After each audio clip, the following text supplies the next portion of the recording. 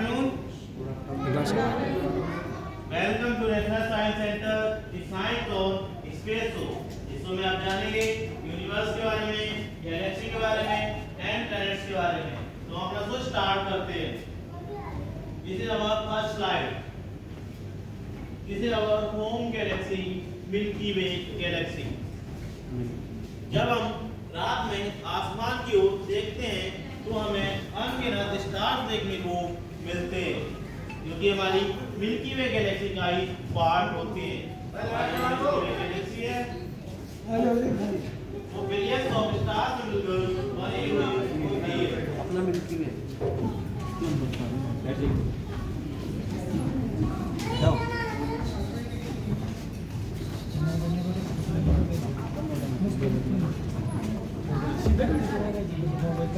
इसमें क्या चाहिए?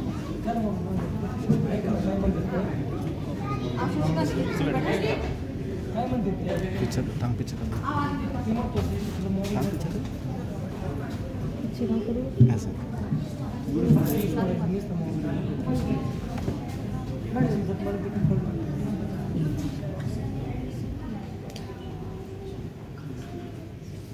हमारी जो मिल्की वे गैलेक्सी है उसकी खोज गैलीलियो गैलीली ने सन 1610 में की थी।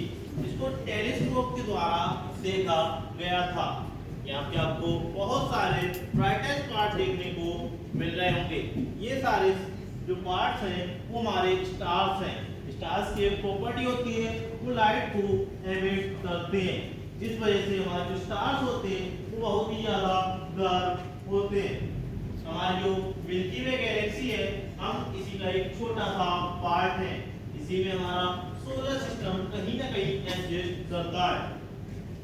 ऐसी बहुत सारी गैलेक्सियां हमारे यूनिवर्स में प्रेजेंट है, एंड प्रत्येक गैलेक्सी के पास बिलियंस ऑफ स्टार्स पाए जाते हैं। और हमारी जो मिल्की वे गैलेक्सी है वो हमें स्पाइरल शेप में पाई जाती है। मिल्की वे गैलेक्सी की जो नियरेस्ट गैलेक्सी है वो है एंड्रोमेडा गैलेक्सी। अभी हम स्टार्स की बात कर रहे थे, तो ऐसा कौन सा स्टार है जो हमें डे टाइम में दिखाई देता है? सन। सन इकलौता ऐसा स्टार है जो हमें डे टाइम में दिखाई देता है। बाकी सारे स्टार्स हमें नाइट टाइम में दिखाई देते हैं। Sun is the ultimate source of energy. Sun से हमें एनर्जी प्राप्त होती है। सन को अपने सोलर सिस्टम का हार्ट भी बोलते हैं, क्योंकि यदि हमारा सन नहीं होता तो हमारे जो प्लैनेट्स हैं वो भी एग्जिस्ट नहीं करते। सन की ग्रेविटी की वजह से ही हमारे जो प्लैनेट्स हैं वो अपने एक्स पे घूमते हैं। हमारा जो सन है वो हाइड्रोजन एंड हीलियम गैसेस से मिलकर बना हुआ होता है। सन पे लगभग 76% हाइड्रोजन एंड 24% हीलियम गैस पाई जाती है। एंड हमारे सन पे आपको लगातार न्यूक्लियर फिजन रिएक्शन चलती रहती है। ये जो आपको न्यूक्लियर फिजन दिखाई दे रहे हैं, ये दो हाइड्रोजन बॉन्ड मिलकर एक हीलियम का निर्माण करते हैं। ये जो न्यूक्लियर फ्लेम्स है वो हमारे न्यूक्लियर फ्यूजन रिएक्शन है। बढ़ते अपनी नेक्स्ट स्लाइड की।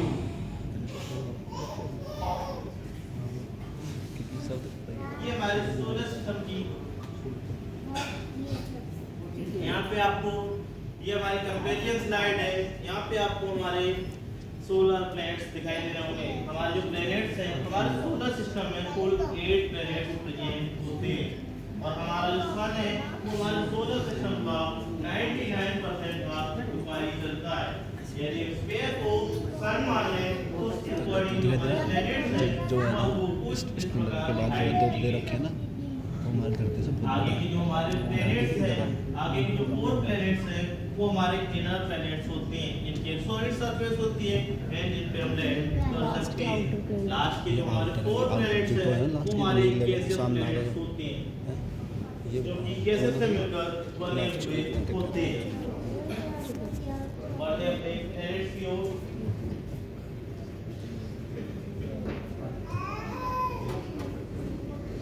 ये हमारे सोलर सिस्टम का फर्स्ट प्लैनेट है, जिसको हम मरकरी के नाम से जानते हैं, बुध ग्रह के नाम से जानते हैं। मरकरी हमारे सोलर सिस्टम का सबसे स्मॉलेस्ट एंड लाइटेस्ट प्लैनेट होता है। मर्क्यूरी जो प्लैनेट है वो हमारे मून से लिटिल बिगर होता है। मर्क्यूरी प्लैनेट से आपको बहुत सारे गड्ढे देखने को मिल रहे होंगे, बहुत सारे पैचेस देखने को मिल रहे होंगे। ये जो गड्ढे हैं, ये जो पैचेस हैं, ये है क्रेटर्स। साइंटिस्टों ने इनको नाम दिया है क्रेटर।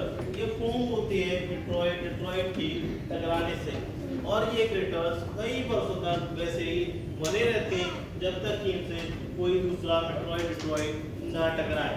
एंड मर्क्यूरी जो प्लैनेट है वो सबसे हॉटेस्ट प्लैनेट नहीं है। क्या आप जानते हैं इसका क्या रीजन है कि मर्क्यूरी जो प्लैनेट है वो सबसे हॉटेस्ट प्लैनेट नहीं है, बट सब सन के सबसे निकट जो प्लैनेट है वो हमारा मर्क्यूरी प्लैनेट है। सबसे हॉटेस्ट प्लैनेट नहीं है।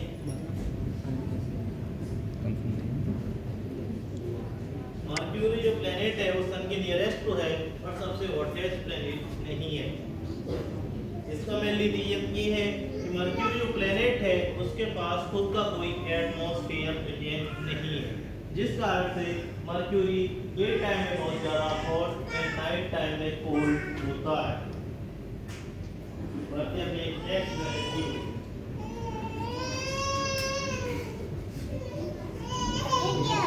वीनस, ये हमारे सोलर सिस्टम का सेकंड प्लैनेट है, जिसको हम ब्राइटेस्ट प्लैनेट के नाम से भी जानते हैं। ये हमारे सोलर सिस्टम का सबसे हॉटेस्ट प्लैनेट है। वीनस प्लैनेट को हम अर्थ के ट्विन के नाम से भी जानते हैं, क्योंकि वीनस जो प्लैनेट है वो हमारे अर्थ के स्ट्रक्चर एंड साइज में लगभग सेम होता है। इस वजह से हम वीनस को अर्थ का ट्विन बोलते हैं। वीनस प्लैनेट को मॉर्निंग एंड इवनिंग स्टार के नाम से भी जानते हैं, क्योंकि मॉर्निंग टाइम पे जो हमें ईस्ट डायरेक्शन में स्टार दिखाई देता है एंड इवनिंग टाइम पे जो हमें वेस्ट डायरेक्शन में स्टार दिखाई देता है वो हमारा वीनस प्लैनेट ही होता है। जिस वजह से हम वीनस को मॉर्निंग एंड इवनिंग स्टार के नाम से जानते हैं। दिख जाता है। बढ़ते अपने नेक्स्ट प्लैनेट की ओर।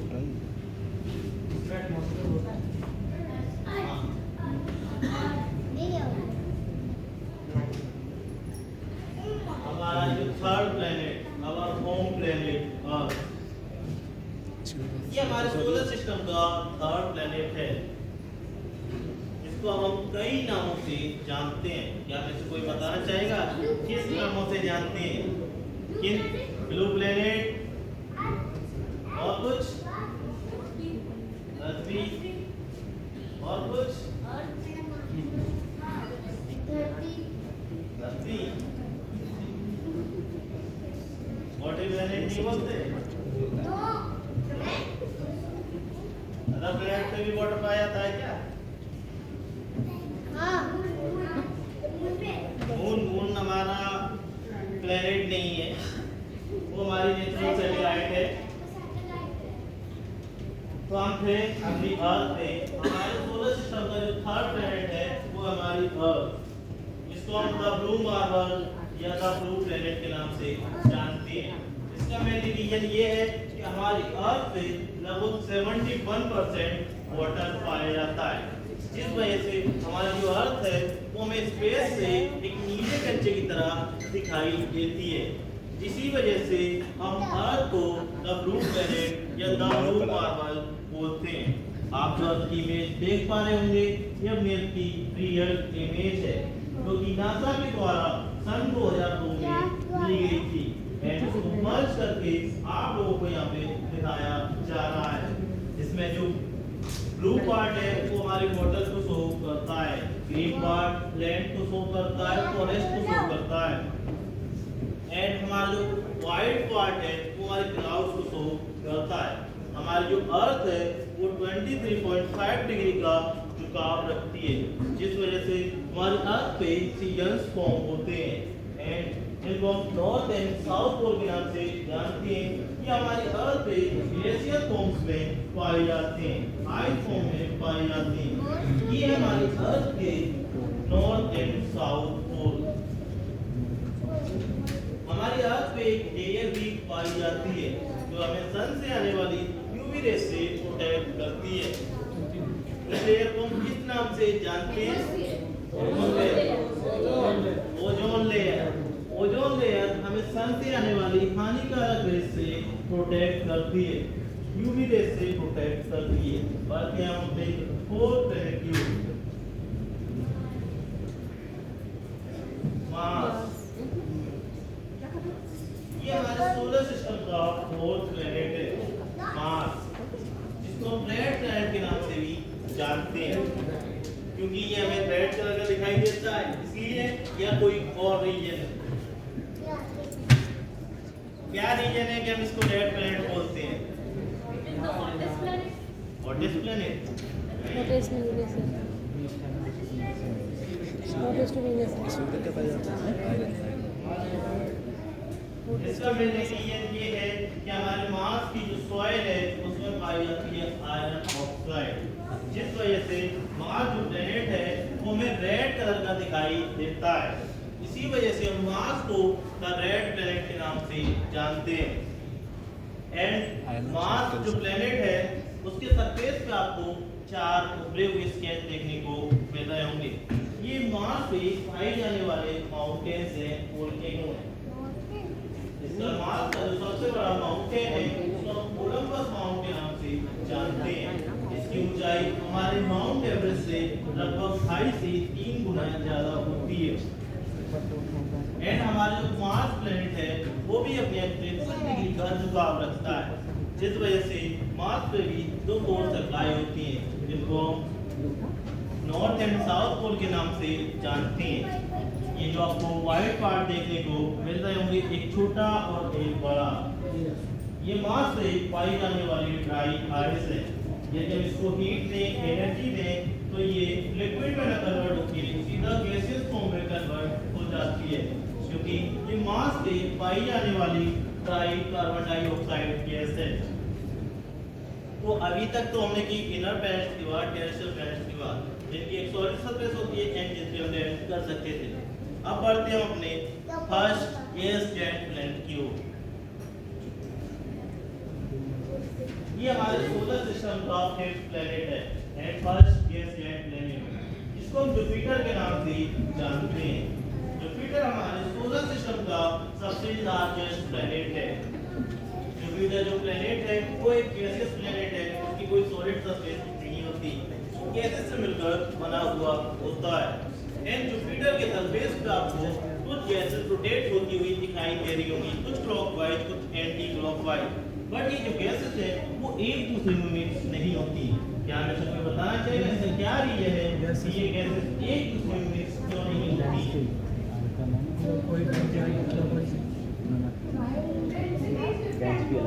क्योंकि property of gas different density के कारण ये गैसेस एक दूसरे में मिक्स नहीं होती। जैसे हमारा ऑयल एंड वाटर एक दूसरे में मिक्स नहीं होता, वो भी अपनी डिफरेंट डेंसिटी के कारण एक दूसरे में मिक्स नहीं होता। सेम ये गैसेस भी एक दूसरे में मिक्स नहीं होती। एंड जुपिटर के सरफेस पे आपको एक आई टाइप का स्ट्रक्चर देखने को मिल रहा होगा। ये जुपिटर पे आया हुआ एक तूफान है, स्टॉर्म है। इसका जो प्रेजेंट टाइम में जो साइज है वो हमारे एक घर जितना साइज है। एंड आप में से कोई बताना चाहेगा इस स्पॉट को हम किस नाम से जानते हैं? बताइए। Red spot. Red spot. ये रेड स्पॉट बिल्कुल सही। इसको हम रेड स्पॉट के नाम से जानते हैं, या रेड आइलैंड स्पॉट। ये जो स्पॉट है ये जुपिटर पे आया हुआ एक तूफान है। इसका जो प्रेजेंट टाइम में जो साइज है वो हमारी एक अर्थ जितना साइज है। इसमें हमारी एक अर्थ फिट हो सकती है। तो क्या मैं तुम्हें बताना चाहेगा यदि इस स्पॉट में हमारी एक अर्थ फिट हो सकती है तो हमारे पूरे जुपिटर के अंदर कितनी अर्थ फिट हो सकती है? ये देखिए कितना बड़ा है इसका, उसके हिसाब से हमारे एक जुपिटर के अंदर लगभग 1300 अर्थ फिट हो सकती है। एंड हमारे एक सन के अंदर लगभग 1000 जुपिटर फिट हो सकते हैं। बढ़ते अपने नेक्स्ट प्लेनेट की हो। सैंपल स्क्रीन का चलेगा सैटर्न। आपको सैटर्न अनफेमिलियर लग रहा होगा क्योंकि आपने जब सैटर्न को देखा होगा तो उसके चारों तरफ रिंग्स देखने को मिलती है, बट यहाँ पे कोई रिंग्स देखने को नहीं मिल रही। अब मैं आपको बता दूं सैटर्न की जो चारों तरफ रिंग्स होती है तो सैटर्न का पार्ट नहीं होती, वो रिंग्स फॉर्म होती हैं ice, dust and rock particles से मिलकर। बट हमारा जो सैटर्न है वो एक गैसियस प्लैनेट है जो गैसेस से मिलकर बना हुआ होता है। उसको चारों तरफ हमें रिंग इसलिए दिखाई देती है क्योंकि जो रिंग्स फॉर्म होती है उस सैटर्न की ग्रेविटी के कारण उसके चारों तरफ हमें रिंग फॉर्म में दिखाई देती है, इसीलिए हम उसको सैटर्न की रिंग्स बोलते हैं। बट एक्चुअल में सैटर्न के पास खुद की कोई रिंग्स नहीं होती। एंड अगर हम एक हाइपोथेटिकल कंडीशन में और इस सर्कल को पूल माने तो सैटर्न को उसमें डूबे, क्या सैटर्न उसमें डूबेगा? क्यों नहीं डूबेगा? रिंग्स है, रिंग्स क्योंकि वो गैस से बना है। और हमारा जो वाटर है वो किससे बना है? पानी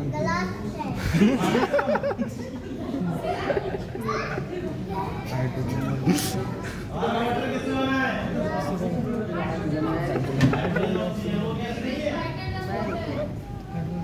हाइड्रोजन ऑक्सीजन गैस नहीं है।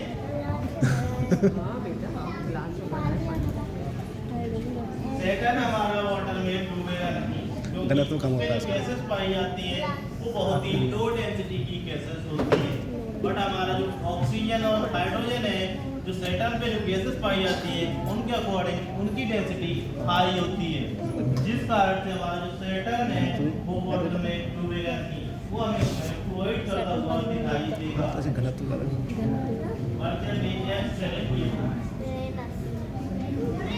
यूरेनस, ये हमें ब्लू कलर का दिखाई देता है एंड इसको हम कोल्डेस्ट प्लैनेट के नाम से भी जानते हैं। क्या कारण है क्योंकि हम इसको कोल्डेस्ट प्लैनेट बोल रहे हैं? क्यों ये ठंडा होता है? क्योंकि ये बहुत ज्यादा डिस्टेंस पे होता है, जिस कारण सन से प्रॉपर्ली नहीं पहुंच पाती। एंड यूरेनस जो हमें ब्लू कलर का दिखाई देता है उसका मेन रीजन ये है कि यूरेनस में पाई जाती है मीथेन गैस जो इसको ब्लू कलर प्रोवाइड करती है। एंड यूरेनस हमारे सोलर सिस्टम का सबसे कोल्डेस्ट प्लैनेट है। एंड यूरेनस की एक खास बात और है, यूरेनस से हमें स्टिकी सी रोटन है लाइक स्मेल आती है, सड़े हुए अंडे जैसी स्मेल,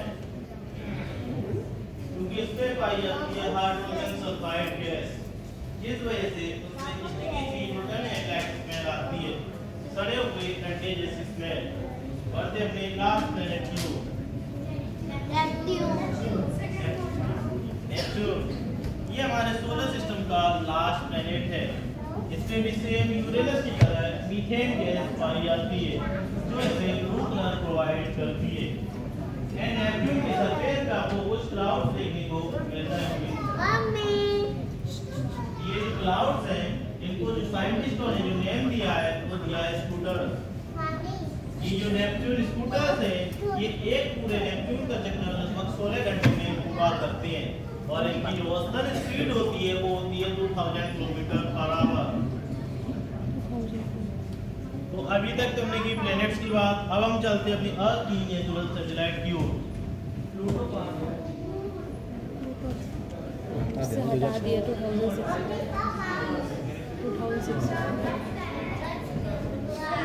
ये हमारी अर्थ की नेचुरल सैटेलाइट, इसको हम मून, चंद्रमा, चंद्रमा कई नामों से जानते हैं, बट इसका जो साइंटिफिक नेम है वह क्या है? हमारे मून का जो साइंटिफिक नेम है वो क्या है? हमारे मून का जो साइंटिफिक नेम है वो है लूना।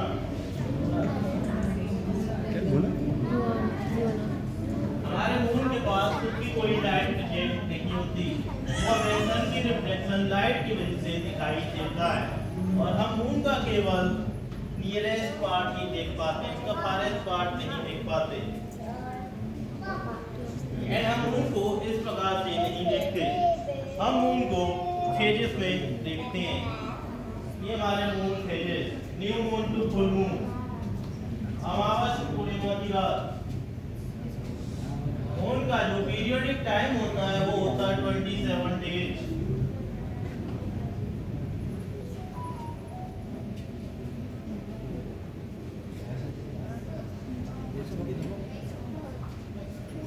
अब हम देखेंगे अपने अर्थ का डे एंड नाइट व्यू। हमारी अर्थ को हमें day time and night time में कुछ इस प्रकार की दिखाई देती है।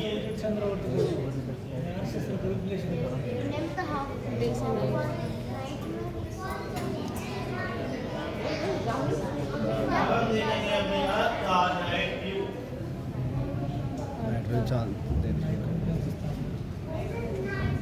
अपनी अर्थ से आपको बहुत सारे ब्राइटेस्ट पाथ देखने को मिल रहे होंगे।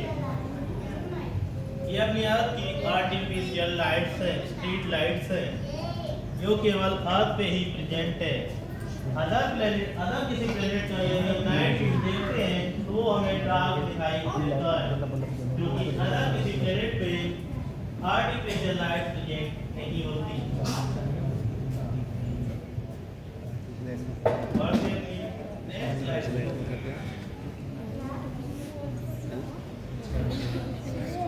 ये ग्रीन मूविंग डॉट्स क्या है, ये बताना चाहता है?